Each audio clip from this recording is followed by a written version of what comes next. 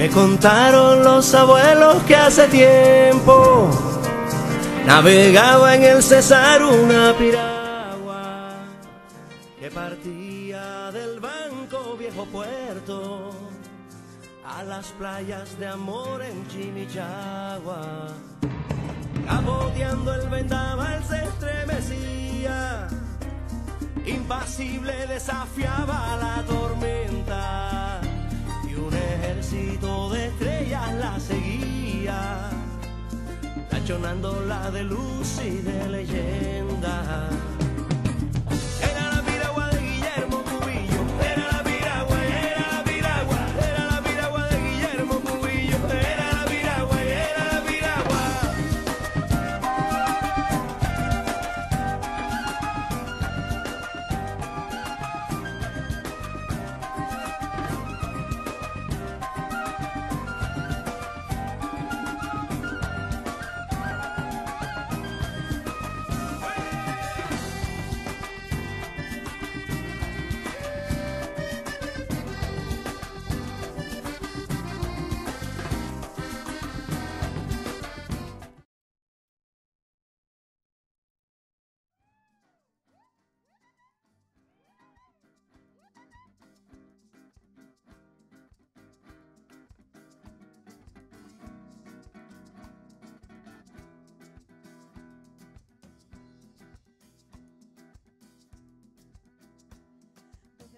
Con la piel color majagua y con ellas el temible encuentro algún día. En las noches a los remos arrancaba su melódico rugir de hermosa cumbia. 12 sombras fías ya no reman, ya no cruje en el derrame en el agua. Solo quedan los recuerdos en la arena, donde yace tormentando la piragua. Era la piragua de Guillermo Cubillo. Era la piragua, era la piragua. Era la piragua de Guillermo Cubillo. Era la piragua, era la piragua. La piragua, La piragua, la piragua, la piragua.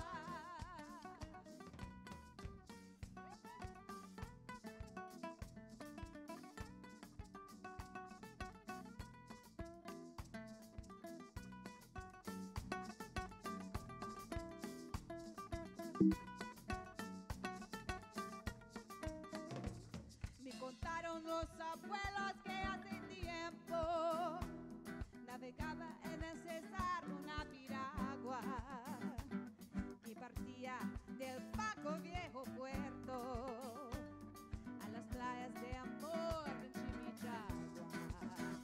Capeteando el vendaval se estremecía, impasible desafiaba la tormenta y un ejército de estrellas la seguía, tachonándola de luz y de leyenda. Era la piragua de Guillermo Cubillo. era la piragua, era la piragua. Era la piragua de Guillermo Cubillo. Era la piragua, era la piragua. Era la piragua de Guillermo Cubillo. Era la piragua, era la piragua. Era la piragua de Guillermo Cubillo. Era la piragua, era la piragua. La piragua, La piragua, la piragua, la piragua.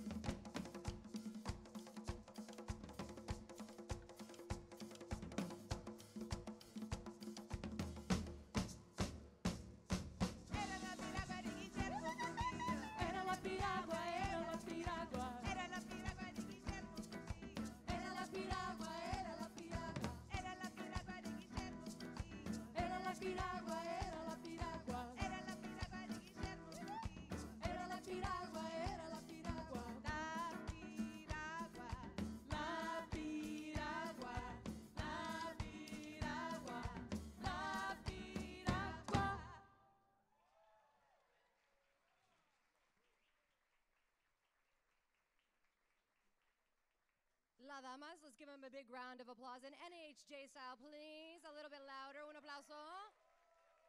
Ladies, incredible. Let me tell you, they have an album that just came out on September 8th, and of course I have it right here. I feel very Jimmy Fallon right now. And all of these women are from different countries: Brazil, Venezuela, Colombia, and the United States. So thank you again, ladies. It's very nice to meet you all. As you can see, we have an incredible opening act, and as I want to replay some of the video in my mind, I saw some of our national board members and our Hall of Famers that were in that video earlier. They might need to add these talents, these karaoke talents, to their resume, right? Let's give them a round of applause as well. I offered to do a little Joe y La Familia, a little Selena in this, and they said no, so I'm glad La Damas could come out here tonight. If you're looking at your program and you're seeing that Manuel Bojorquez is not here, I apologize. He's actually covering Hurricane Irma, like a number of our colleagues out there right now. I am pinch hitting for him, and I couldn't be happier. Welcome to the 2017 Hall of Fame Gala, and what an amazing show opener that we just heard right now. That is the way we kick things off here at NAHJ. I am Mireya Villarreal. I'm with CBS News. I'm a national correspondent, and I'm proud to say I'm one of the few Latina national correspondents on Network News. We are live here from the House of Blues, Anaheim, and streaming right now on the NAHJ website around the globe. So, if you're not watching college football, if you're not watching Hurricane Irma, and you're not watching House of Cards on Netflix, and you're watching us at home right now, thank you so much and welcome to our wonderful show.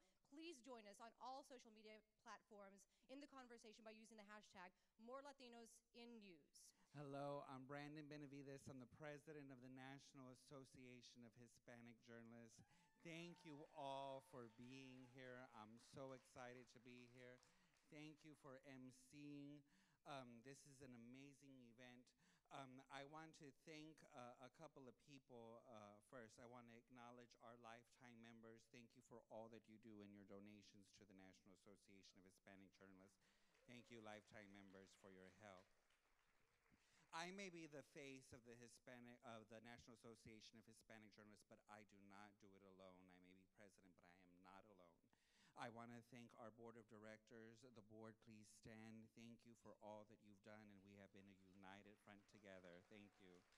And our executive director, Alberto Mendoza, thank you. The staff, Leslie Ann, Janet, and then BA and her team. They've done an amazing job. That video was amazing. Yes.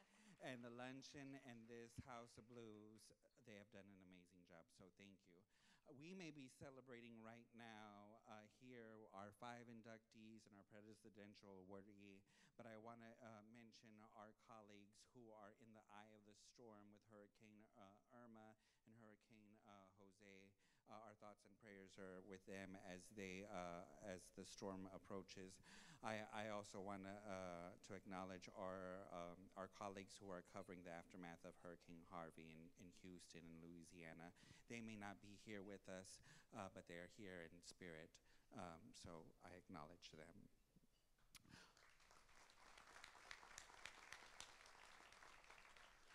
What amazing conference this has been. When we're here with EIJ, we are part of the most focused journalism associations, and we come together during a conference ensuring attendees a very quality experience overall, and this was no different. I believe it was 4 years ago that I was here in Anaheim and I was awarded the Si Se Puede Award from our past president, Hugo Balta. Thank you, Hugo, and our past presidents for being here. This is a full circle moment for me to be here because I joined NHJ as a student member in 2004, and now I am the president of the National Association of Hispanic Journalists. Yes. Amazing. And my news director, Bernice Carney, is here with me and supports all of my efforts, so thank you, Bernice. We have accomplished a lot this week and more. Not only did we relaunch the Brownout Report with the help of Federico Supervivi, who we are inducting into the Hall of Fame tonight, we also launched a national survey with the University of Texas at El Paso. Researchers Thank you, UTEP. Researchers are determining the conditions inside the newsroom with our Latino journalists, but also a new partnership with George Mason University to help bring resources and education and storytelling on climate science and weather forecasts. We are part of that research project with the National Science Foundation. These are a few of the many great things that we are providing to all of our journalists at all career levels. For years, NAHJ has said we must increase the influence of Latinos in the newsroom. We need to make sure that newsrooms across the country reflect the communities we cover. This means at every level, from editor, photographer, chief photographer, producer, to executive producer, assistant news director, vice president of news, and president of a network news division, we need to be at the table. Our association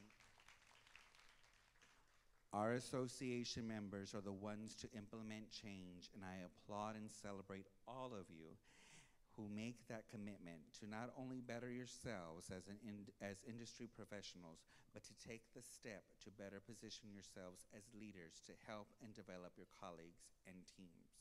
Thank you.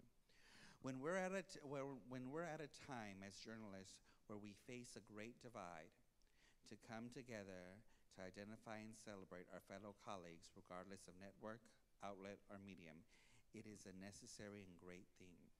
I want to thank each and every one of you for helping to make this incredible conference, to be here tonight to help us induct 5 of the top professionals and some of our dear friends who have been members for a while, who are so deserving to be in our Hall of Fame and recognized this evening.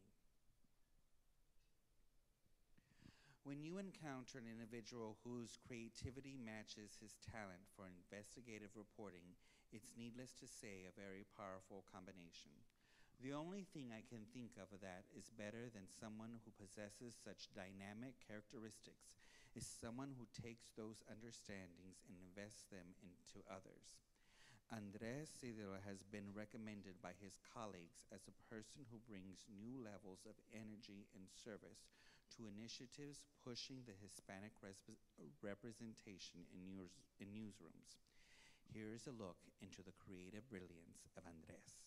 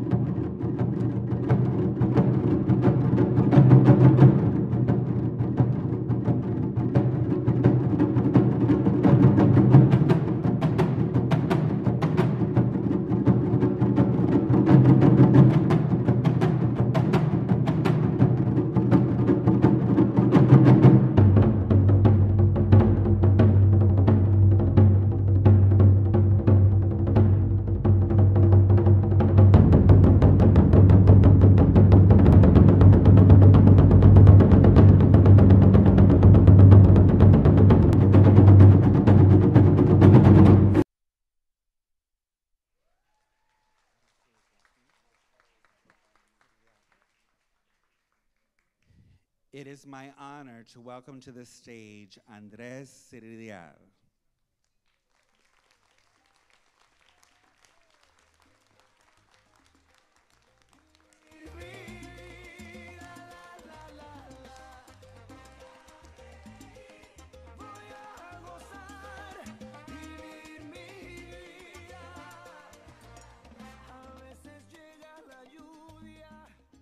La lluvia. Thank you, everybody. It's an honor to be here. As we take this time to celebrate, because this is a celebration, that's why I picked this song, so we could feel the spirit tonight. As I wrote in the program, the song makes me think about my family. I'm blessed to have my wife here with me to come all this way. Thank you for joining me here tonight. And I think about my family in Florida. My brother just moved to Florida and picked up his wife, his mother-in-law, his baby girls to go to Georgia to get out of the way. My cousin is in Fort Lauderdale, and he's not going anywhere. He's got his tabaco y ron, and he's going to wait it out. Because that's how he does it. But then I also think about the people that I've worked with there. Sources of mine, incredibly brave people. One, a trafficking survivor who had to mandatorily evacuate, and he's also seeking shelter. And another worker who has been here without papers, working for a long time, who's put himself on the line to help others and other trafficking survivors. He's in a shelter right now with about 70,000 other Floridians. So as we think about those people, tonight we are here to celebrate. It's important that we celebrate. There's still others to keep in mind. There's 800,000 young people whose dreams of home are now slowly being pulled out from under them. We get reports from NBC, thank you very much, about an Operation Mega, largest immigration operation of its kind, that after NBC reported, they pulled it back saying it was the weather. But again, tonight we celebrate. We have to celebrate because we have to take the time to fill our souls and fill our spirits to go out there and do the jobs that we do every day. There's people suffering. There's injustices. There's crimes going on. There's people who need to be held accountable. And when you go out and you do that work and you get yourself exposed to that, it can take a toll. So that's why I'm honored to be here with you to celebrate all the good work that we all do. I want to thank NAHJ for honoring me and for bringing us all here together. I wanted to specifically thank two students of mine, Angelica Casas and Pablo de la Hoya. Without them, I literally wouldn't be here. And I want to thank all my past, present, and future students at the UC Berkeley Graduate School of Journalism. This is a time where we need to invest in young journalists to go out there and do the work that we do, because there's a lot to be done. Thank you so much. It's been quite an honor.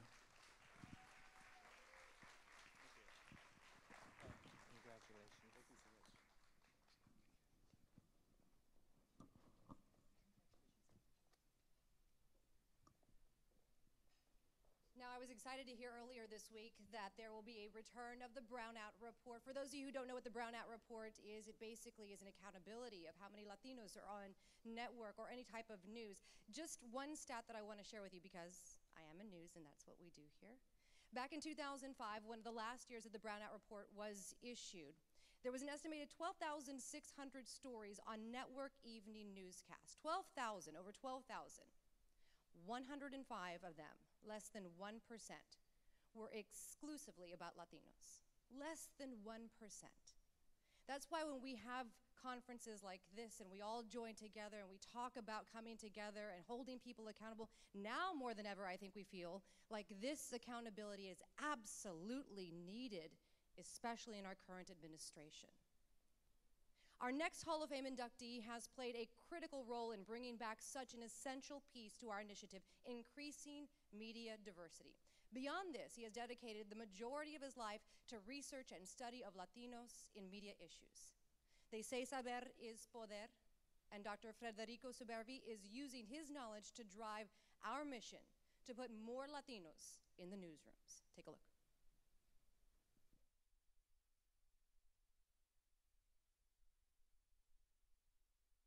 Where's the news literacy about Latino-oriented media?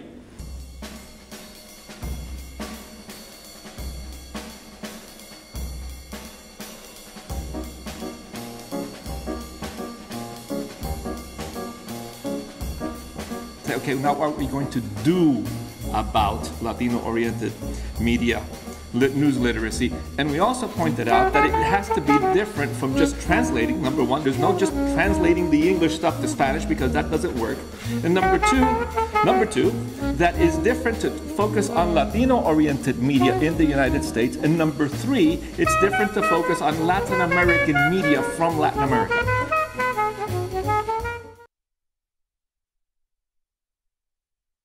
Federico Subervi, and give him a big round of applause.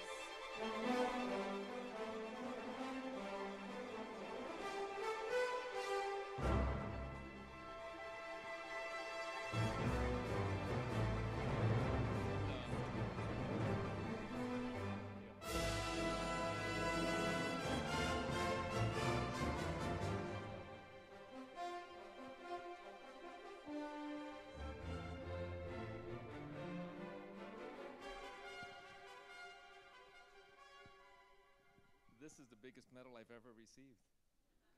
It's lovely, and it goes with the planet Jupiter, which is the music that you just heard.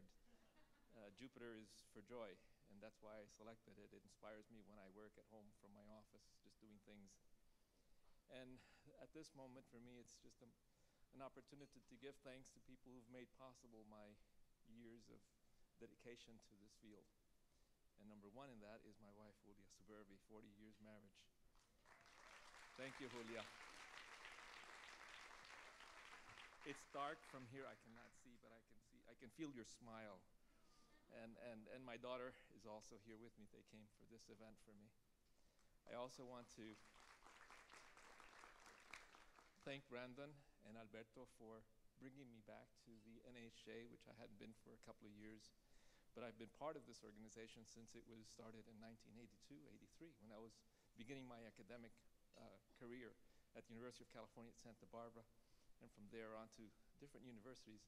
There's a bit of a typo in the affiliation with the university. It was Kent State, the last one, not Berkeley. But that's okay. It's just a little bit of an oversight, and no big deal with that. It's an honor to be part of Berkeley, where I've given lectures in the past. Thanks also to the people who nominated me for this award. You made a difference in my feeling appreciated in this organization, and I will continue.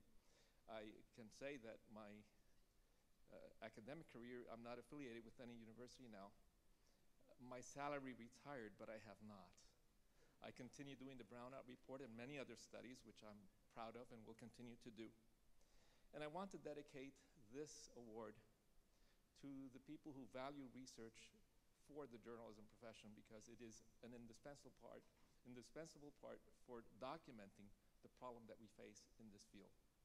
So it goes to my previous students, some of whom are here, dealing with the new research, and the future students, and all the folks who will be part of the planting of the seeds for future journalists and future research to improve this field, to cultivate the knowledge, to make it a better field and a better world for all of us. Muchas gracias. Adelante.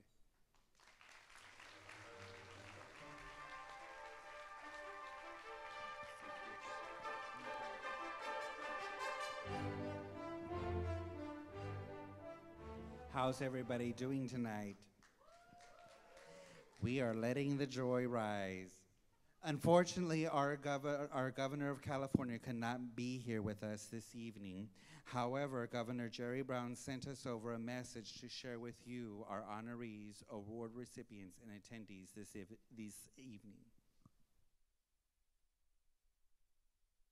Welcome to California. It's great you've chosen this state for your convention. Hispanic journalism, what could be more important at this period in American history and in this place, California? This is a place, a state, where 1 out of every 4 people are born in a foreign country. And the #1 country of origin is Mexico or Hispanic states and nations. This is a time that really tries men's souls. The anti-immigrant mood, the prejudice that we see rising up, particularly under the Trump administration, it's something that has to give pause to all of us. And what we need more than anything is honest reporting, good, solid journalism. This is a heck of a story. I was governor in 1975 for the next 8 years, and now I'm governor for another 8 years, many years later. And in the intervening period, there have been so many ups and downs, Prop 187, other things that came to dominate the news cycle. But now we see a tremendous power in the Hispanic community of California. It's diverse, it's powerful, and it's politically astute. And I'm very privileged to have been a beneficiary of so many Hispanic partners and friends and supporters, and also a witness to the transformation of a state and the emergence of a people. They used to call it the sleeping giant, no more. It is powerful. The Hispanic community is now a pillar, a fundamental pillar of California and its culture. That's what it was, that's what it is, and that's what it will become even more so. Good luck in all your deliberations, and again, welcome to California. Thank you, Governor Jerry Brown. I also invited President Donald Trump. The scheduling office said that there was a conflict, but the president sends his best wishes. So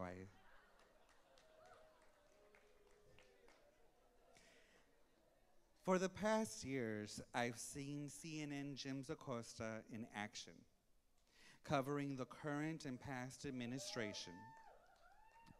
Jim has always pushed both sides to answer tough questions. More than ever, we need individuals like this to empower our colleagues and the next generation. As NAHJ advocates for ensuring our communities have a seat at the table, Jim Acosta has risen through his career to be a voice for the people.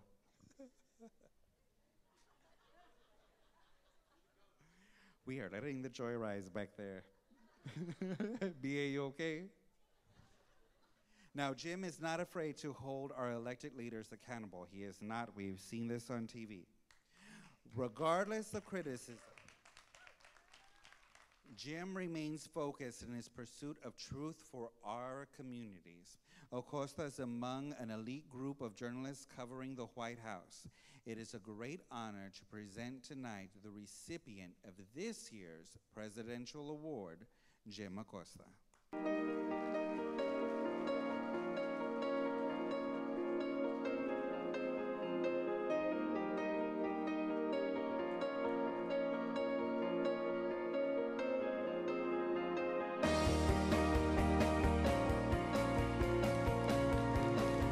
Come on up, Jim.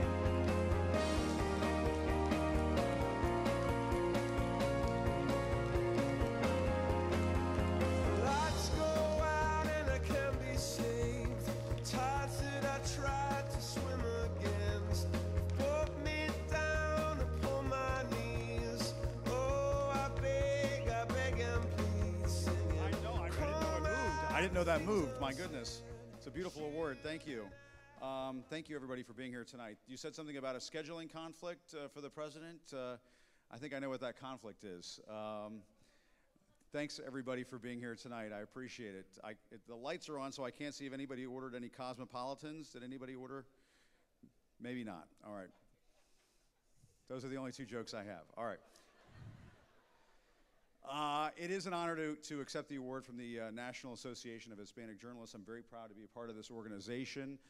Very proud to be with you here tonight, all of the other Hall of Fame Gala recipients that are here tonight. And I also wanted to mention, gosh, I have this giant coin here. I'm going to put this down for a second. I'll put it right there. We're casual here. This is fine. I also want to mention, and I think it's important that we point this out, Cecilia Alvear. She could not be here tonight. She passed away this year. She was a proud member of this organization.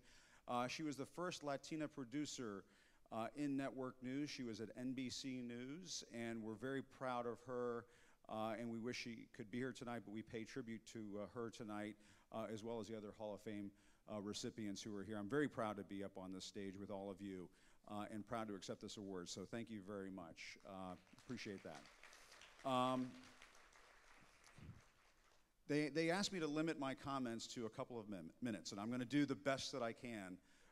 But because we're all here tonight and we're gathered here and we care so much about our heritage and our roots and this very important craft of journalism that we're all committed to at this moment, I hope you'll indulge me a little bit if I go over that just a touch. It's very moving for me to speak to fellow Latinos in journalism. Especially our younger colleagues who I've met here tonight. They may be searching for some answers in this world that seems to be lacking clarity. That's the world we live in right now. But you know, I want to talk about me, because you may say, okay, Brandon said Jim Acosta. I say Jim Acosta. My dad Americanized that last name 30 years ago. But you might be wondering about my roots. My dad is a Cuban immigrant. He came to this country in September of 1962. This was 3 weeks before the Cuban Missile Crisis. He moved to the Washington, D.C. area with my grandmother. He was only 11 years old at the time. And I tell people I like to call him one of the original dreamers. That's right. Came here when he was 11 years old. He had never experienced winter in D.C. before. He had never seen snow. Came from a tropical island. And a Presbyterian church in Vienna, Virginia, right outside of Washington, gave my dad and my grandmother coats and sweaters so they could stay warm in that very first winter in Washington, D.C., because they just had never been cold before. My dad tells me about the teacher at his elementary school that taught him how to read and write and speak English at a very young age. And that story, those stories have always stayed with me throughout my life. And the reason why is because I ask, what kind of a country would we be today if my father's adopted homeland had acted differently at that time? I can't imagine hearing a story where my dad and my grandmother were called criminals as they arrived here in the United States. My family was shown love and kindness when they came to this country. Wasn't always pretty, wasn't always perfect, but they were greeted with love in this country. And unfortunately, that's not what we see here today. What do we see today? We see immigrants being painted with a broad and ugly brush. We see communities, as this gentleman was saying earlier, living in fear. To make matters worse, and you may remember this, I witnessed this firsthand, we're being told by the White House that the Statue of Liberty no longer stands as a beacon of hope to immigrants in this country. Don't boo. Do your job. That's what we do. We're journalists. We know the truth. We know what generations of immigrants have brought to America as they have followed that beacon of hope to the United States. They have brought their dreams. And through their hard work, our immigrants, all of us, our mothers, our fathers, our abuelas, our abuelos, they have demonstrated what it means to be an American. So take heart, is what I say to all those dreamers out there. My family, mi familia, and so many others, all of you here tonight, you are living proof that the dreamers should keep on dreaming in this country. A dream delayed is not a dream denied. And I think that's an important message. It doesn't mean we're taking one side or the other. We can show compassion for these kids. We can show compassion for these kids and still be journalists at the same time. Another thing I've learned over the course of my career, and perhaps more so in recent months, is this. Just because a politician says something does not make it so. This was long before Donald Trump came on the scene. That's why we're journalists. For example, though, this president, referring to what's happening right now, has referred to journalists, including all of us here tonight, as the enemy of the people. Do I look like the enemy of the people? I don't think you look like the enemy of the people. Nothing can be further from the truth. And some of the younger journalists gathered here tonight need to understand something. Not only is this not normal, just want to make sure you know this as a younger journalist when you're covering the president or talking about issues involving the president, yes, that is not normal. But put that aside for a moment. There's something we can all do as journalists, and that is, and you can still do this and be a journalist at the same time, you can stand up to this kind of rhetoric and continue to do your jobs. You stand up to this rhetoric by continuing to do your jobs. Report the facts. Report the facts. Tell the truth. Don't be afraid. That's why our founding fathers talked about something called self-evident truths. They are truths that are evident to all of us. You can use your own eyes and ears. You can use your own mind to determine for yourselves what the truth is. And this is the truth. We are a nation of immigrants. The Statue of Liberty is a beacon of hope to the world. And we are not the enemy of the people. As I was saying earlier today, we are the voice of the people. Generations of Americans, generations of immigrants before us have fought too hard. They have sacrificed too much for this generation to suddenly surrender our abilities to determine for ourselves what is true and false, what is real, and yes, what is fake. I believe we will show the world that we will be that beacon of hope, that we are the brightest light in the universe. at this moment, right now, you can be that beacon of hope, doing your job, shining that light of truth into a world that seems to be consumed with darkness. You are the light. You are the light. The people here tonight are part of that light. And, you know, that is a responsibility that we have, to be that beacon of hope in this country. And that means our liberties are protected. Our differences are respected. And the truth, yes, is always free.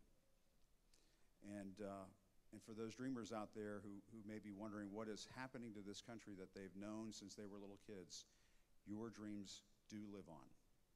Thank you very much for this honor tonight.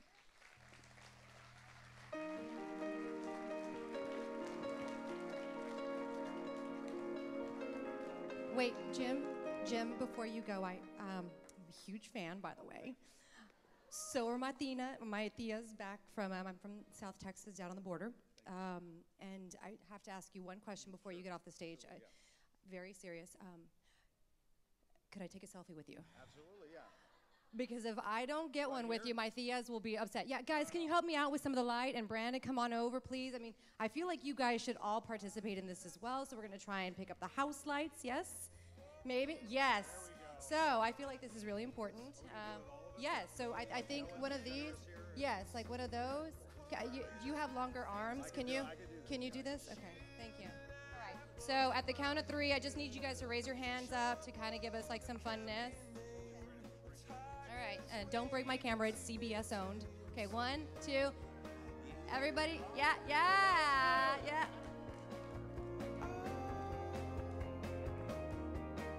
Very nice, thank you. Thanks, everybody. Appreciate it.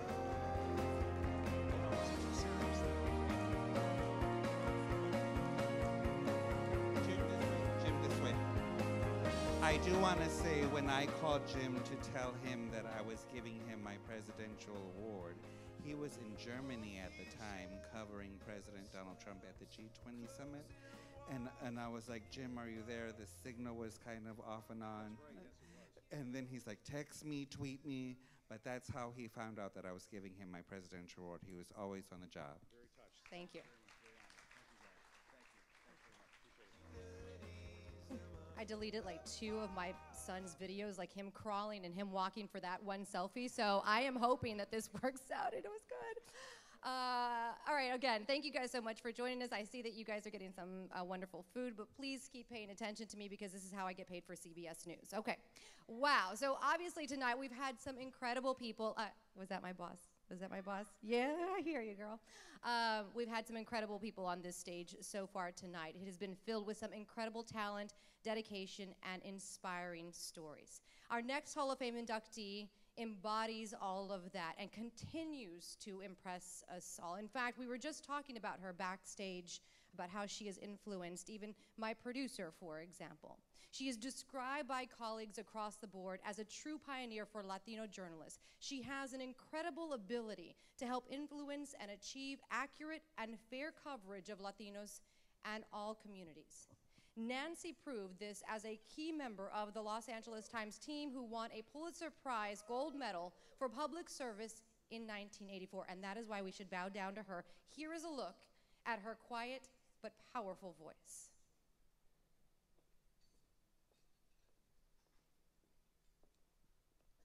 I always tell people that I spent 16 miserable months of my life as a journalist at the Stock Market.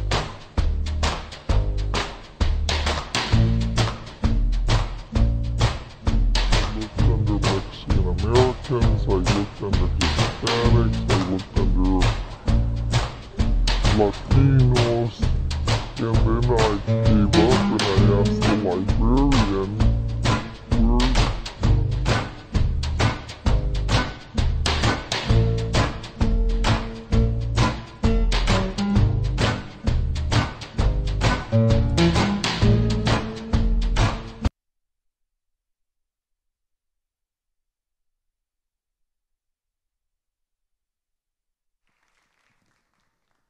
After 30 years at the LA Times, we are very proud to induct Nancy Rivera Brooks into the NAHJ Hall of Fame. Come on now.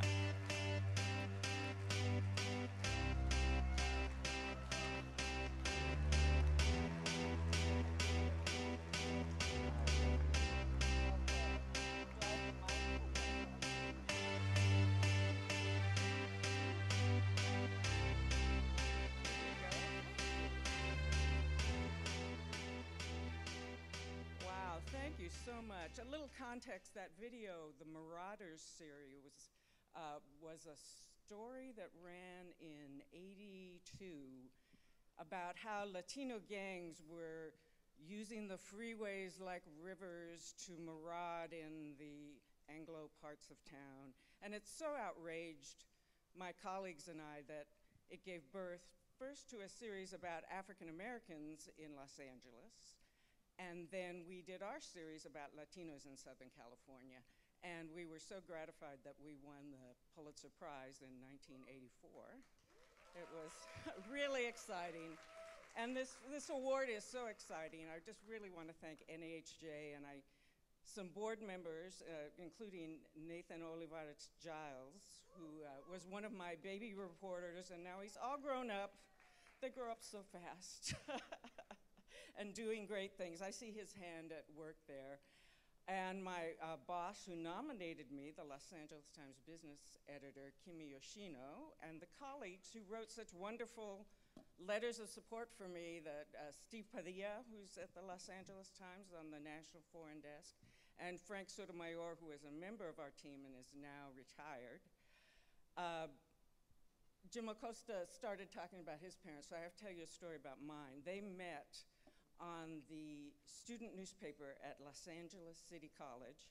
My father was the editor of the paper, and we think he may have been one of the first Latinos to hold that position at LACC. My mom was a cub reporter.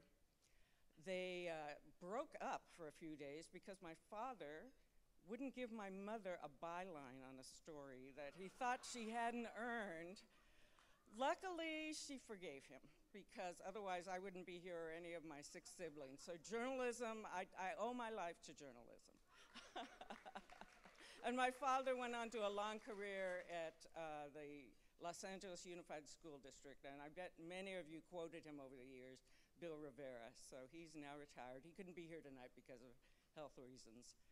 But I'm so gratified because I've been a member of NAHJ for more than 2 decades. And for more than 3 decades, a member of the California Chicano News Media Association. So get it together, okay, Brandon? Work it out, play nice. These organizations do such tremendous work, both organizations. And I know that what I try to do in my little area of the newsroom is to support Latinos, the young ones that come in.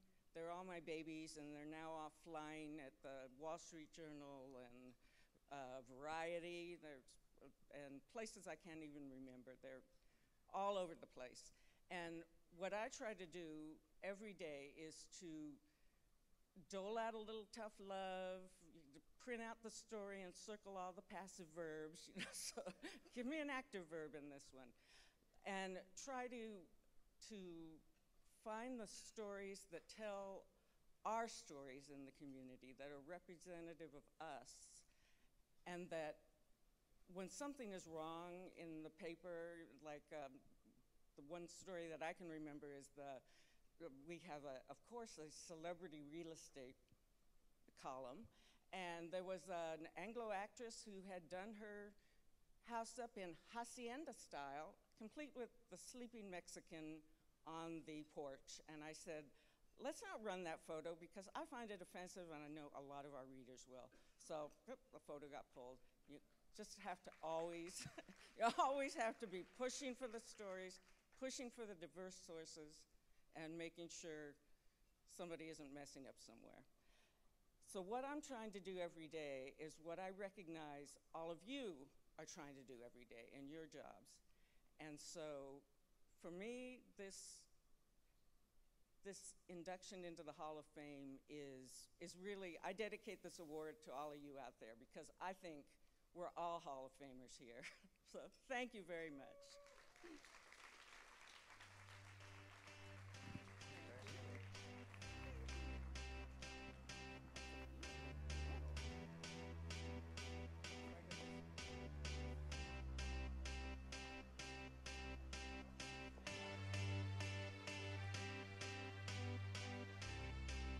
If you guys didn't get to see the back of her jacket, it has La Virgen on it.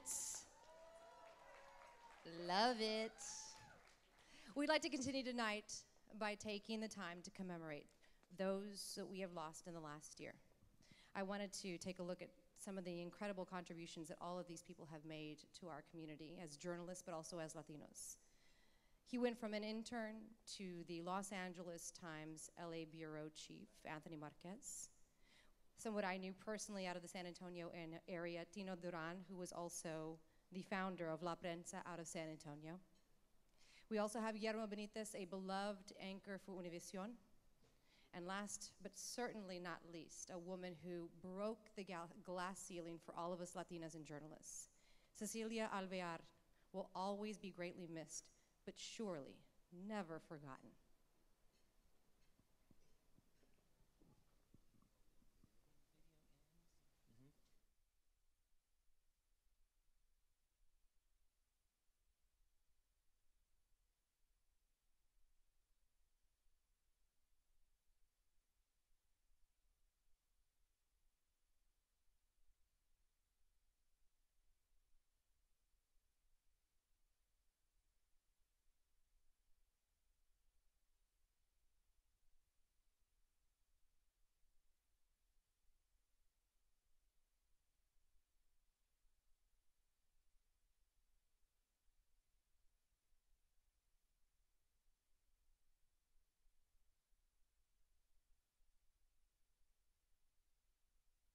When I was on the board, I used to paraphrase President Kennedy and tell our members, ask not what NAHJ can do for you, ask what you can do for NAHJ, helping navigate the many challenges that we, as journalists of color, face in this brave new world of journalism.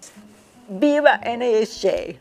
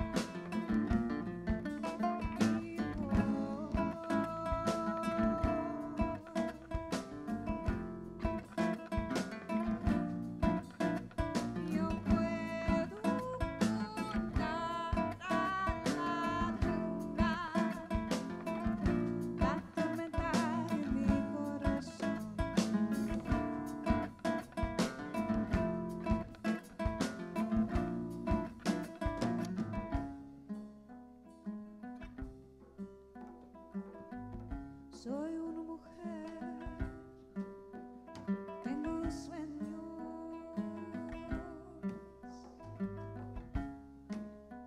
estoy casada con el destino, no con la vida, porque la vida es amor. No tengo una copa que sostenga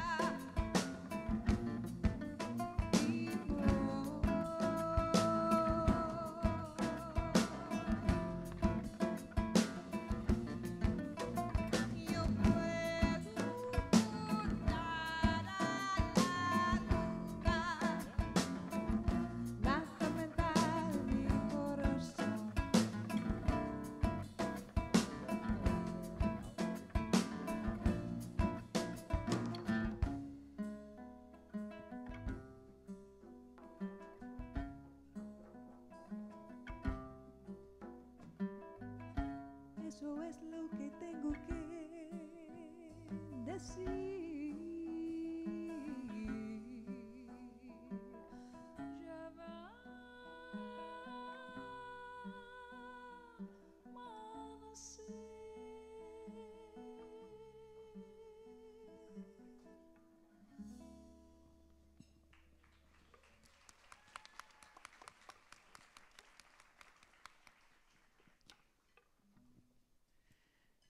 Thank you. What a wonderful tribute. Cecilia was one of my mentors, and I counted on her for a lot of advice. When she first introduced me to George Lewis, she introduced me as he was her man friend. So here's George. Too old to be a boyfriend. Cecilia was the love of my life. She was my best friend. She was my soulmate. You folks probably know her better as the past president of NAHJ and an inductee into the Hall of Fame 10 years ago. She was a relentless campaigner for greater diversity in newsrooms. She was a generous mentor to young Latino journalists, and she always tried to get news directors and news editors to cover Latino issues more thoroughly and more fairly. Her legacy is considerable. She is survived by 4 sisters, one of whom lives in Southern California. Magdalena Alvear is down here at the president's table with us tonight. To carry on her legacy of helping young Latino journalists, I can't tell you how many times I've come to NAHJ functions and kids come up to her and say, you know, you helped me get my start in this business. You sent me to this workshop or that job fair, or you told me about openings, and you launched my career. It was a huge part of her legacy, and I'd like to help continue that legacy by giving this check for $10,000 to the NAHJ Scholarship Fund. Brandon, use it well.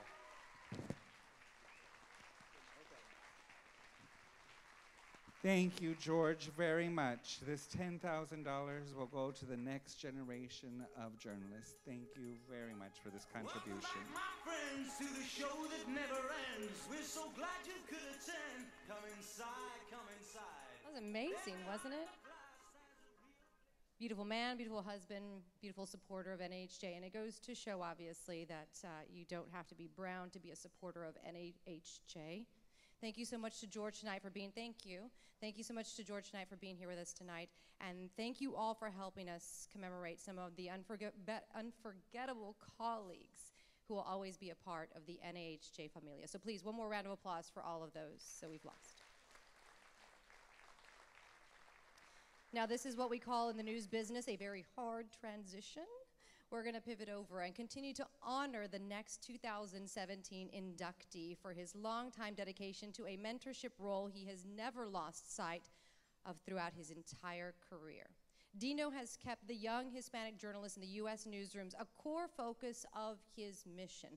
With several decades working on diversity initiatives, we could all use a little more Dino in us.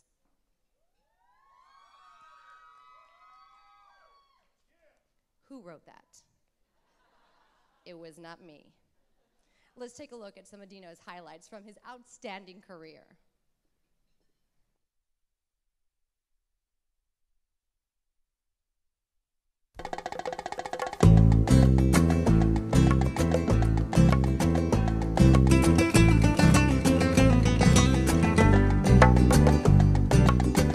My career began not with the ability to put a phrase together, or the ability to to interview a grieving relative, or even to interview a president or two, and then write a story.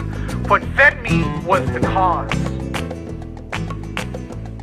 Journalism, you see, is noble work. It may not be up there with the clergy, but it certainly is up there with law, with education, and as you certainly know, with medicine.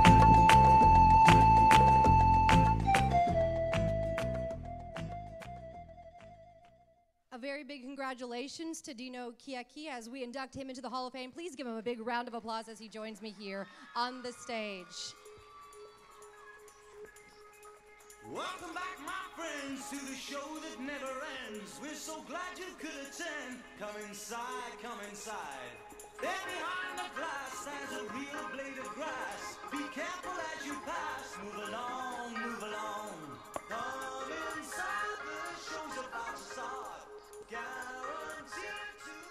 Ladies and gentlemen, thank you, my fellow UTEPers. Thank you for that. Thank you. Ladies and gentlemen, good evening. It is so good to be here on an NHJ stage once again. As that song says, welcome back, my friends, to the show that never ends. The show that never ends, ladies and gentlemen, is a battle for parity in our newsrooms. While the song is upbeat, don't let that upbeat sound belie the meaning. We are fighting and have been fighting the battle for years, for decades. And you know what? The cavalry is finally coming over the hill. Those soldiers of parity are the millennials, some of them members of that wonderful group of people known as dreamers. And I'm proud to have so many of them among my students at UTEP. They are the most diverse population, group this country has ever known. And as they work their way into our newsrooms, they will diversify the workforce once and for all. And years from now, when they're in management, our newsrooms finally will reflect the communities that we cover. My thanks to all the millennials. Thank you for choosing this profession. And I want to thank all of you. I have found a home here. As a student at my alma mater, UTEP, I was selected to be a student representative to a prestigious journalism organization, a profound honor. But I didn't feel at home. It felt like a country club. And it felt like at any moment, somebody would toss me the keys to the golf cart. And then I found NHJ. I found a home right here. I was among people like me. Some thought the same, some thought differently, but nonetheless, it felt like home. Thanks to all of you for accepting me into your bosom. Thank you so much. I want to thank NHJ President Brandon Benavides, the board and the many board members, and my colleagues with whom I served during my 13 years on the board of NHJ, including to his president. I am honored and humbled to have led this organization for which I have so much affection. This award is given to people like George Ramos, Cecilia Alvear, Ernie Sotomayor, Maggie Rivas Rodriguez, and my colleague at UTEP, Cita Rocha. But not me. I'm a kid with extremely humble beginnings from Sunset Heights, a neighborhood in El Paso, in the shadow of the Franklin Mountains, not too far from the Rio Grande. This is hallowed ground I'm stepping on tonight, and I'm honored. I assure you, I don't take this honor lightly. I'm also pleased to be honored my fellow honorees tonight. Congratulations to all of you. I have to thank my wife, Maria Carmen Kieki. As this industry has dealt its mild setbacks to my career, she has been there, supportive, with a smile at every turn. I've relocated her from Lima, Peru, to Dallas, to San Antonio, and now to El Paso, where I teach at the University of Texas at El Paso. I want to thank my mother, who taught me the value of the word. My mother was trilingual and could speak and write English, Spanish, and Italian. My mother knew pioneering Latino journalist Ruben Salazar well, and she introduced me to him through his work. He inspired me to become the journalist that I've become, and now the professor that I am. I thank them. I want to leave you with this. In my wayward youth, I was at a bar on Austin 6th Street one evening during the time I was working for the Austin American Statesman. After a few beers, well, I had to run to the restroom. Being a fan of the written word, I started to read the graffiti on the wall. I ran across this on the wall, and mind you, I was in the heart of Longhorn country. On the wall it said, UTEP, not a lot of money, but a lot of soul. Tears welled in my eyes. That's my alma mater. I thought that's me. And now it's my students. And it is also NHJ. Lots of soul and lots of ganas. That's us, ladies and gentlemen.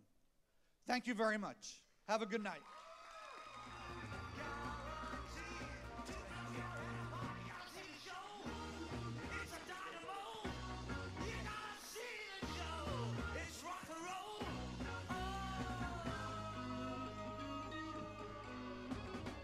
You know, if there's one thing I've taken away from this entire conference the last few days is I think Nick Valencia probably put it best over at the luncheon. He said, you've got to take a moment to turn around, look behind you, and reach back.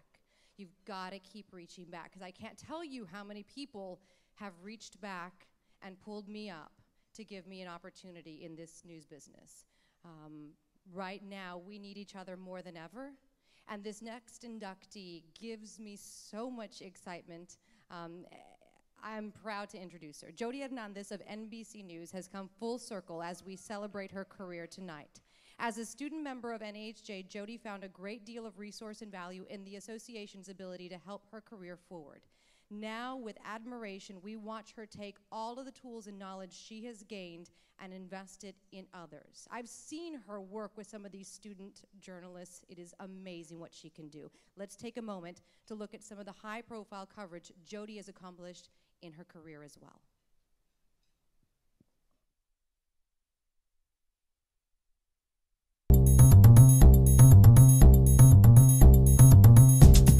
Hello, Jody. Diane, this is a deadline that impacts tens of thousands of California children. To the Oakland Zoo, face to face with grizzly bears, mountain lions, and jaguars. Until March 1st to get medical coverage before rents potentially skyrocket.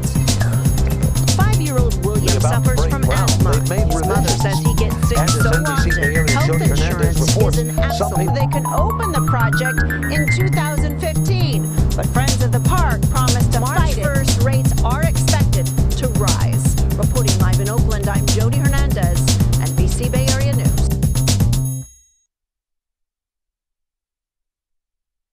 It's with great pleasure I welcome Jody Hernandez into the NAHJ Hall of Fame.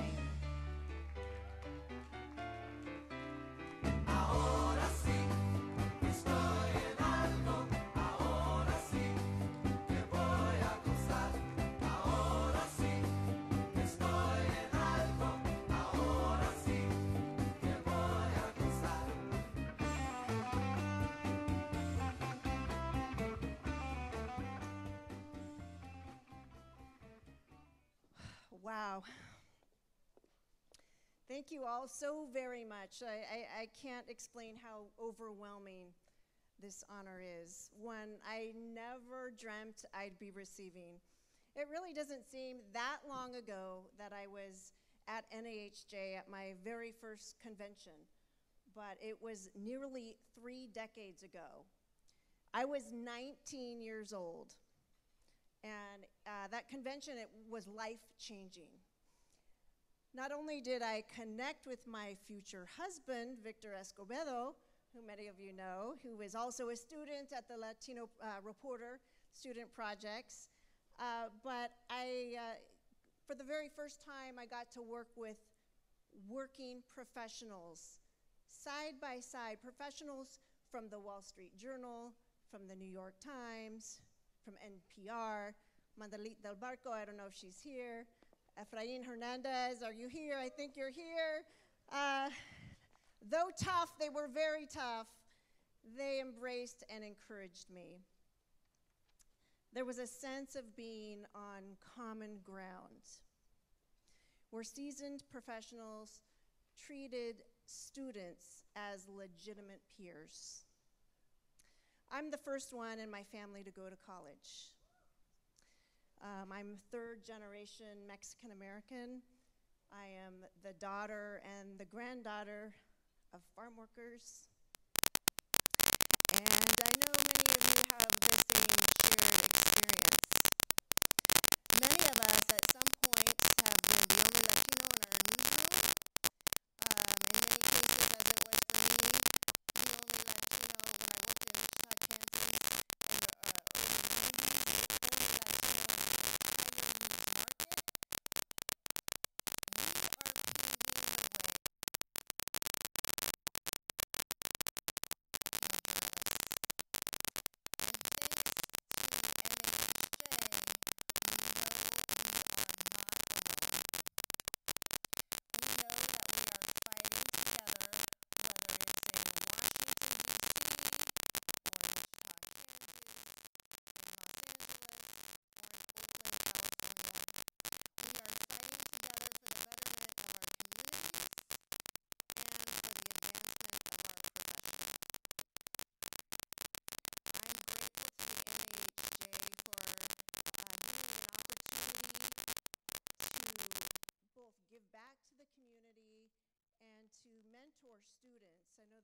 students here who represent the future of our profession.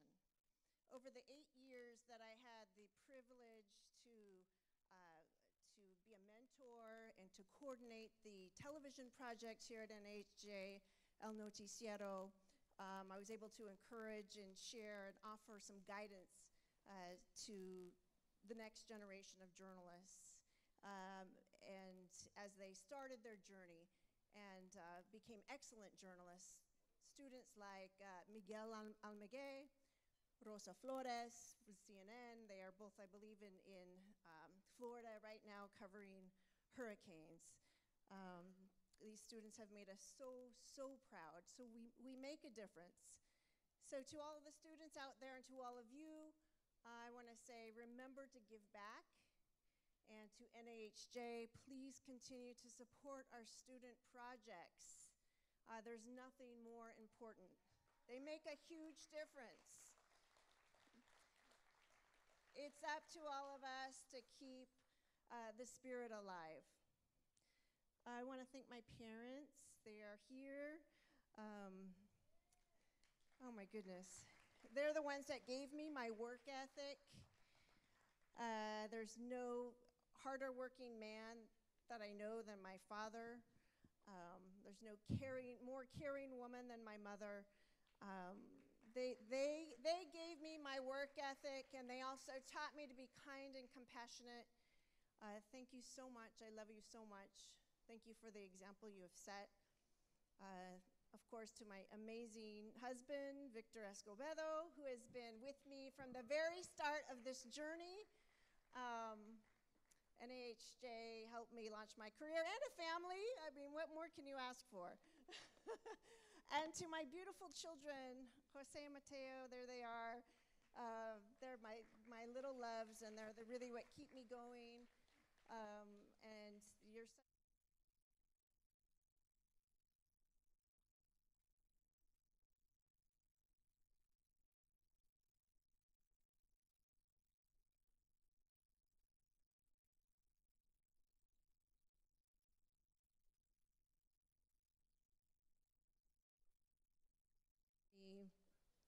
for investing in me and for honoring me with this tremendous, tremendous group of inductees. Thank you so much. This just means the world.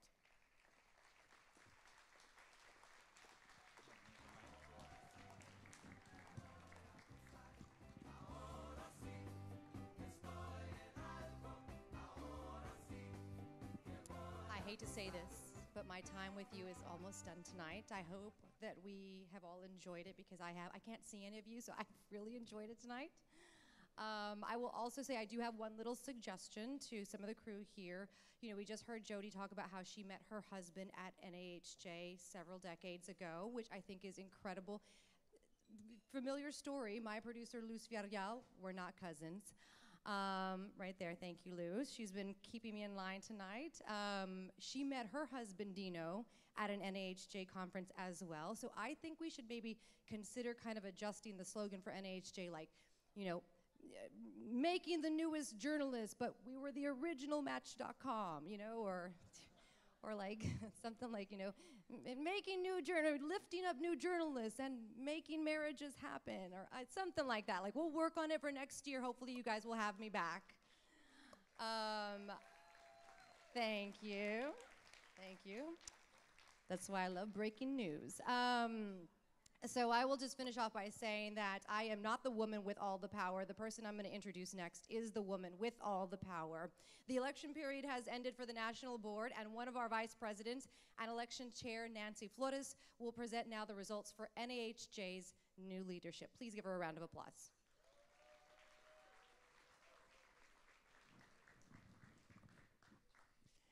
Nancy is our secretary, and she's also serving as our election chair.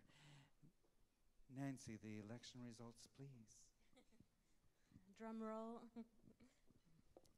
Good evening, I'm Nancy Flores, and I had the honor of serving as this year's election chair. I'd like to thank everyone who voted and participated, as well as all of the candidates who stepped forward in the hopes of serving NAHJ on the board of directors. And before I announce the election results, I'd like to recognize, you guys met earlier, the current board of directors, and I just want to give them all a round of applause again because they volunteer on top of their full-time journalism jobs, and we appreciate their commitment to NAHJ. And now for the winners of the 2017 election. And when I call your name, please come up to the stage. We have for Region 1, representing Puerto Rico, Mexico, the Virgin Islands, congratulations, Rafael Mejia.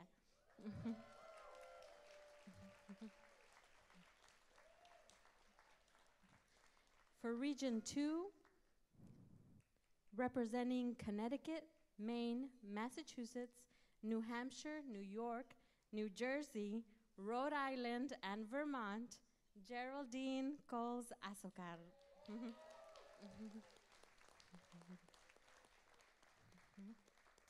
For Region 3, representing Delaware, Kentucky, Maryland, Pennsylvania, Virginia, DC, and West Virginia, congratulations, Rosalba Ruiz.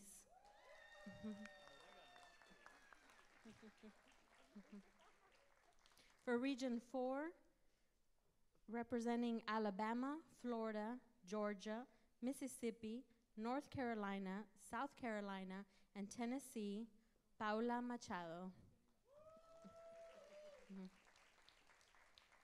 For Region 6, representing Illinois, Indiana, Iowa, Kansas, Michigan, Minnesota, Missouri, Montana, this is a large region, Nebraska, North Dakota, Ohio, South Dakota, and Wisconsin, Blanca Rios. Congratulations.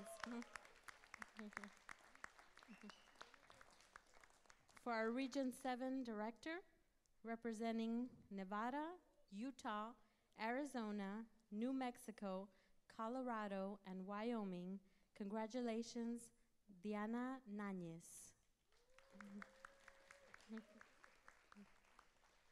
For Region 8, representing Alaska, California, Hawaii, Idaho, Oregon, and Washington, Brian de los Santos.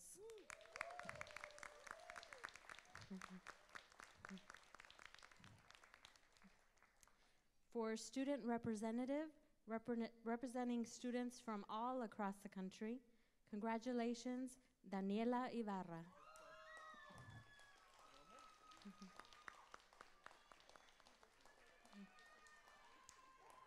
And for Vice President of Print, she couldn't join us today, but congratulations, Maria Peña.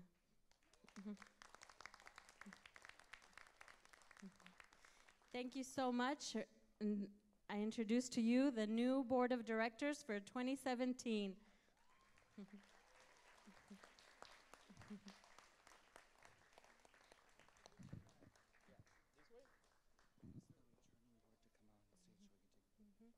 And if we could have the current board, returning board, to come on and join us on stage as well.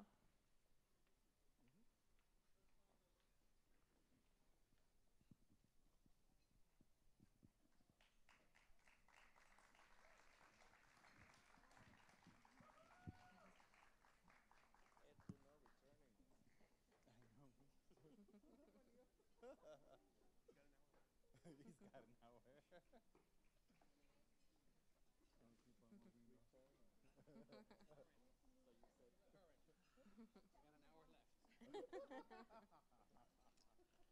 We're all in this together. This is how the board of directors works, actually. You didn't get the memo.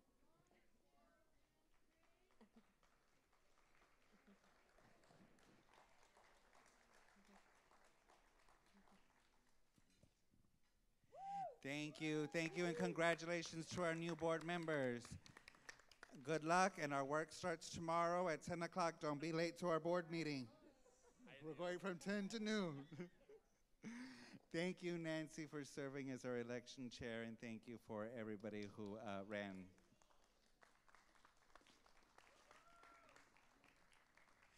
I'd also like to take, I was serious about the board meeting, y'all. I have my gavel tomorrow, don't forget. I also like to take, I would like to remind everybody you can donate to our NHJ Scholarship Fund. Go to nhj.org and you can donate to the Scholarship Fund. I also like to take the time to thank the NHJ staff, especially our Executive Director, Alberto Mendoza. He works day in and day out to ensure our partnerships, association strategy, and membership are all solid. He also wakes me up when I'm asleep because I sleep during the day when there's an emergency, but that's okay, Alberto, you can do that. Please welcome Alberto Mendoza. Hola, hola, hola, buenas noches.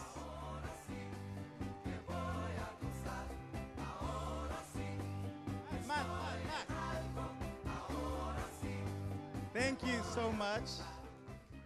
This feels like the last step of what's been an incredible week, one that's been full of surprises and highs and just overall a great experience, and so many of you have been so complimentary, so I want to thank all of you for being here. Of course, I want to thank our honorees. You've set such an incredible example for all of us, and all of the students that are here just continue to look up to you. So thank you so much for all your work. And I also want, yes, actually, let's give them another round of applause, please. I also really want to thank our sponsors because we could never quite do this without you, and I especially would like to thank Toyota, who is our leading sponsor tonight. So please let's give them a round of applause. We have Adriana Holguin and Adrian Tremble, who continue to support our efforts that Pat Pineda started.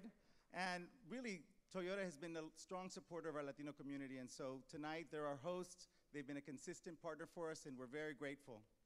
Now, we did a little exercise, and we had a contest for students to create a video on what it means, what diversity means to them. And so we have two winners. And the first winner is Brandon Gomez. So Brandon, come on up.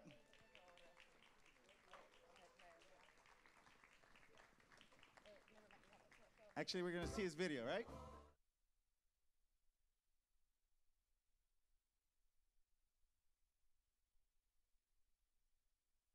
To reflect that change in our newsrooms accurately. Diversity needs to happen at all levels. From the executive producer who's deciding what the rundown is for the show that day, to the producer who's sending the reporter out in the field to cover the story, for the reporter who's asking the questions, and for the person who's telling their story. Mexicans coming to El Paso for work and school are facing more and more questioning, and advocates are fighting for their right to be here. It's a two-part process. It's diversity and inclusion. Diversity is inviting the person to the party, and then inclusion is asking them to dance once they get there. And we need to make sure we're all on the dance floor having one heck of a time. And that's the responsibility of all of us as journalists. As part of the next generation of journalists, I can tell you that I'm committed to diversity and inclusion, to making sure that our stories are told, and to making sure that we take on our responsibility, which is to make sure that people are ready to embrace these changes. And the truth is, if our newsrooms aren't diverse, we're not being accurate. Our voices matter, and those stories need to be told.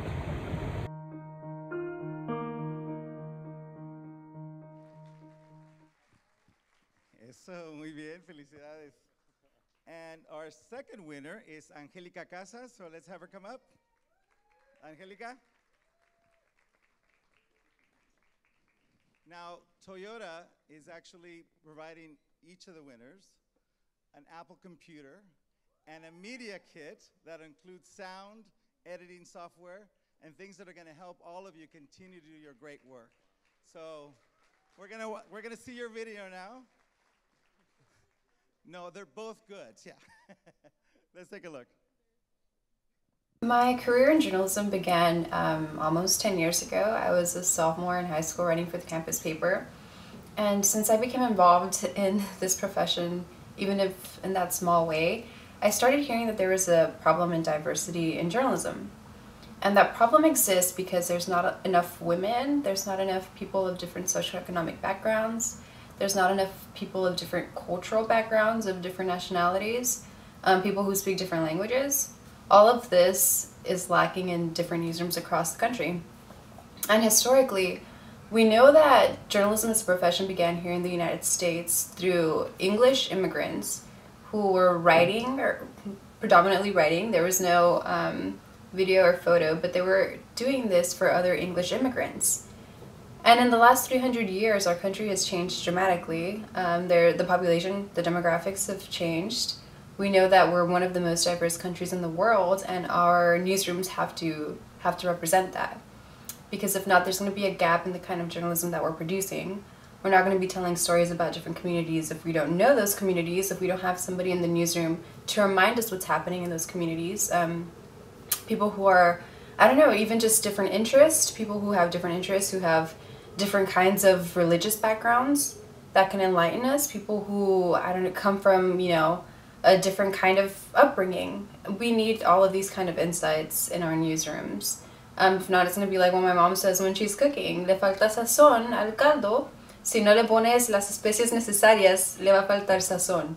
So if you don't have the necessary spices in a newsroom, your journalism is not going to be of the best quality. It's not going to be as tasty or even just flavorful. You know, you're going to be lacking different ideas, different kinds of stories that people might want to hear about, and you don't know that people want to hear about because you're not even embedded into that community.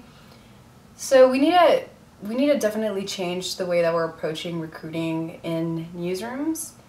We have to include different people, different kinds of perspectives, different kinds of gender. We have to include more women in journalism. And that's something that has been a problem in the last 10 years since I began, and it's going to continue being a problem until we fill the voids and have newsrooms that look like what our country looks like, you know?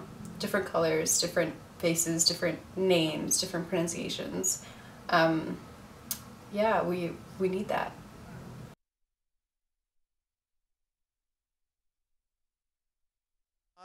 And again, congratulations. And thank you, Toyota, again, for providing this kit that's going to continue to help your careers. Thank you so much. Congratulations.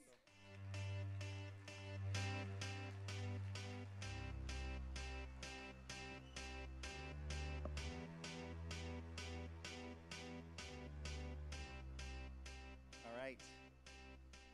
So we're coming to the close. It's just about that time, and all of you have been so patient, and I actually haven't heard the sheep noise again, so I don't know where that came from. But it didn't come from back here, so it's one of you. Thank you again for being here. Obviously, the hurricane changed a lot of things for us. We've been kind of moving things around, changing speakers, modifying our program, and I especially want to thank Mireya Virreal for filling in, really, for being our announcer tonight, because she filled in for us from CBS News, so thank you, Mireya.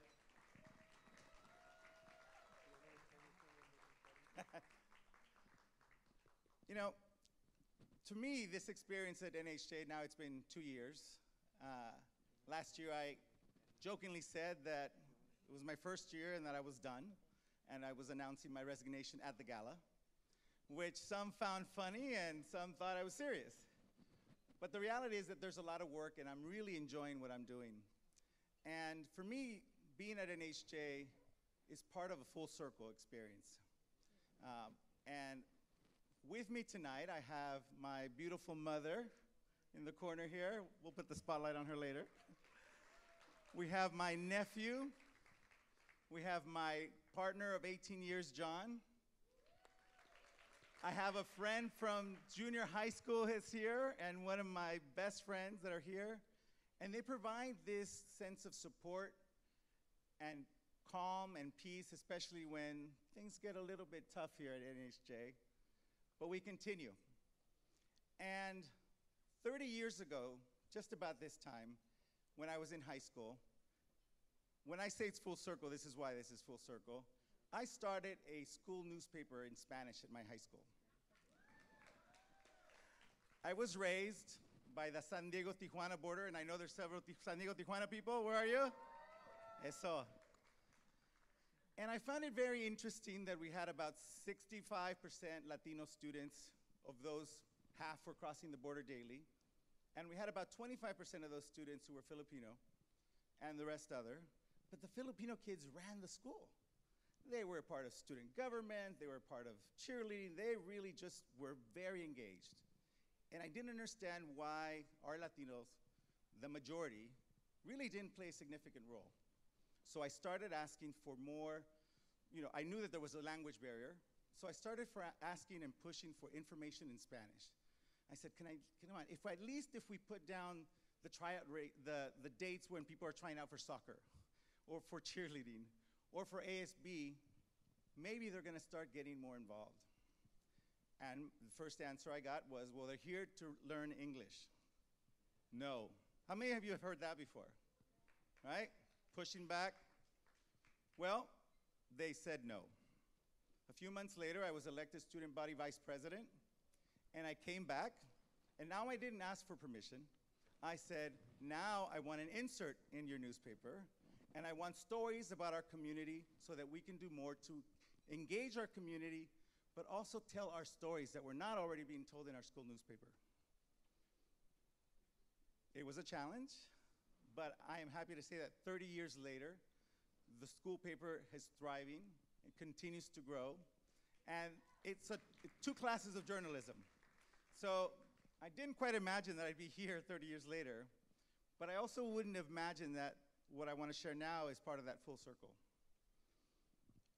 Last year in June, we were in San Francisco attending the San Francisco chapter meeting and also meeting with the ABC newsroom. We had a conversation with the news director about some of the challenges, what do we need to do, what are the things that young students or young journalists really still need support in. We talked about things that actually also matter with writing, but also being on time, dressing appropriately. And this beautiful young lady in the corner said, you know that, I know what that's like.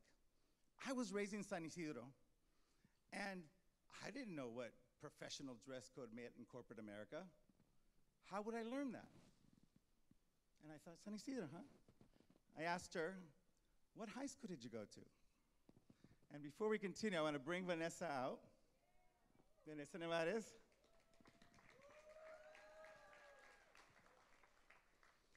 Vanessa said, I went to Montgomery High School. And I said, yeah. I said, I went to Montgomery High School. And I started a school newspaper 30, or at the time, 29 years ago. And she looked at me and got very teary-eyed and said, La Voz Azteca, which was the name of the paper, is the reason why I'm a journalist today.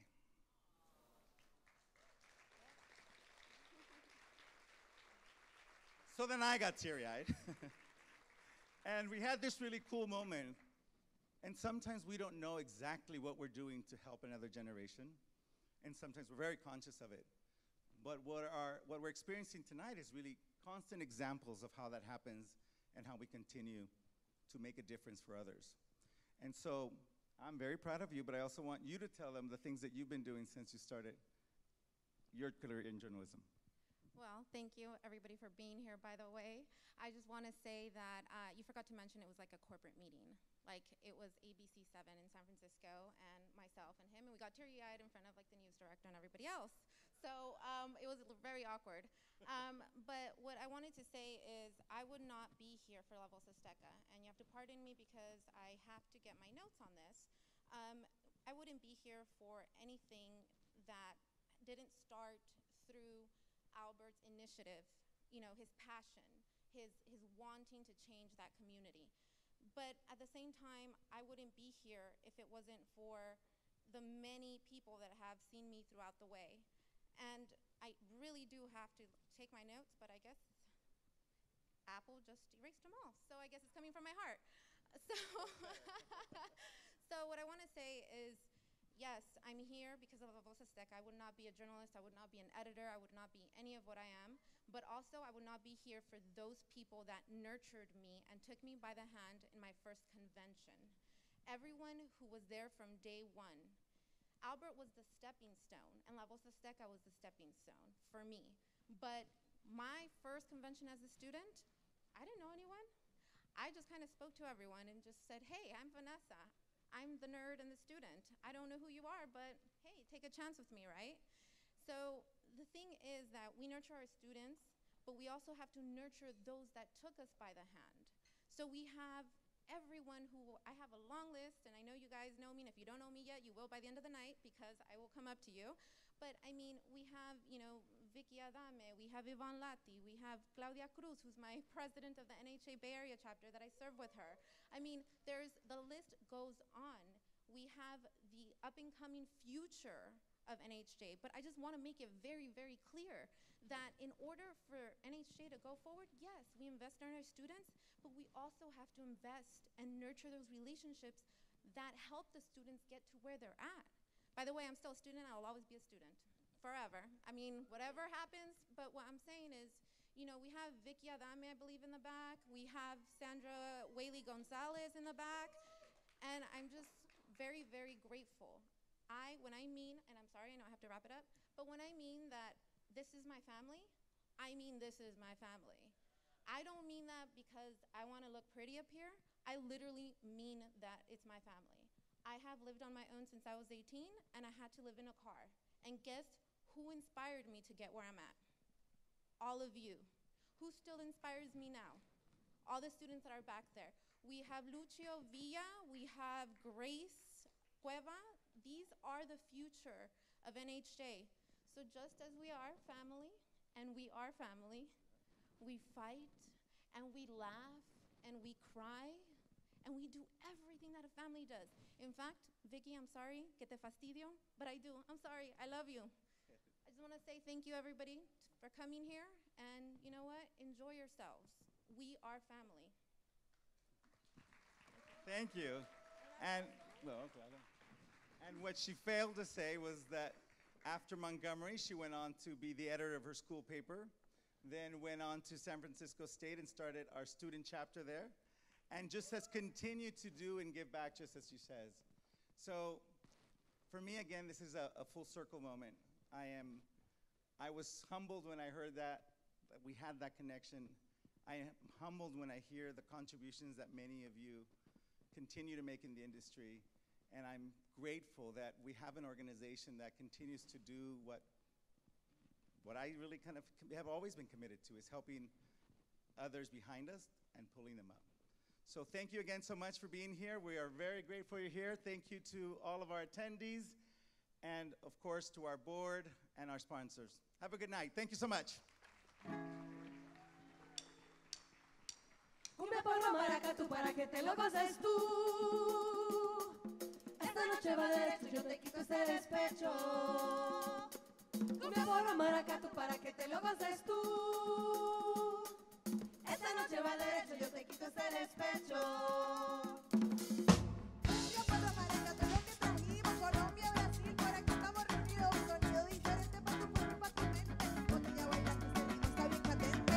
De Bogotá hasta Recife, Venezuela, Nueva York, la dama aquí va llegando con todo y con su flow. Te digo, a ti camino mío, ven para aquí, caminamos bien. Cumbia, porro, maracatu, para que te lo goces tú. Esta noche va derecho, yo te quito ese despecho. Cumbia, porro, maracatu, para que te lo goces tú. Esta noche va derecho, yo te quito ese despecho. Puro talento, sentimiento, ay contento. Tengo el corazón de tenerte aquí todo el tiempo por dentro. Con tu cumbia, tu flow, tu sabor. Ay, mi vida, mi cariño, yo te quiero con un beso suavecito, lento. A ti te quiero pa' bailar el freo, el carnaval del mundo entero. Cumbia, maracatu, para que te lo goces tú. Esta noche va derecho, yo te quito ese despecho. Cumbia, porro, maracatu, para que te lo goces tú. Esta noche va derecho, yo te quito ese despecho.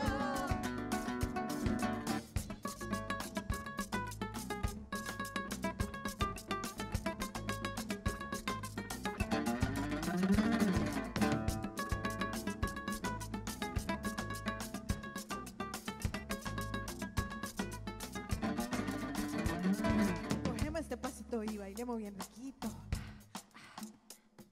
Cogemos este pasito y bailemos bien riquito. Dame otro poquito, dame otro poquito. Dame otro poquito, dame otro poquito. Cogeme este pasito y bailemos bien riquito. Cogeme este pasito y bailemos bien riquito. Dame otro poquito, dame otro poquito. Dame otro poquito, dame otro poquito, dame otro poquito, dame otro poquito. Tu maraca, tu maraca, tú.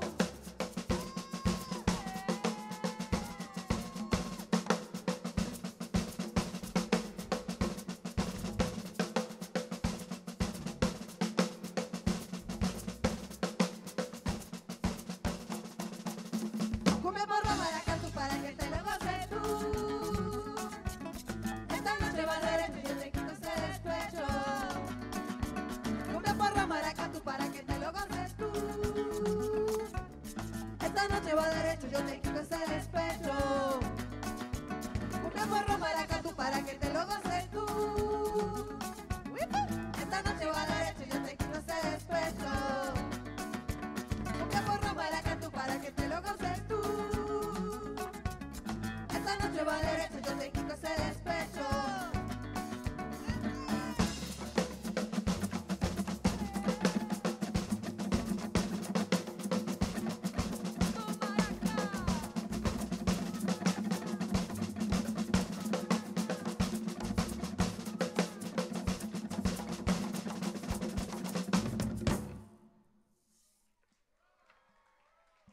One last round of applause for Las Damas, and of course, this wonderful lady on stilts. Girl, don't you fall on me. Thank you guys so much for joining us tonight. It has been a pleasure and an honor to be here with you. Don't forget, next year, we will see you in Miami 2017. Los vemos en Miami. Thank you again, and stick around because we have a lot of dancing to do at the Grand Baile. Thank you again, guys. Have a good night.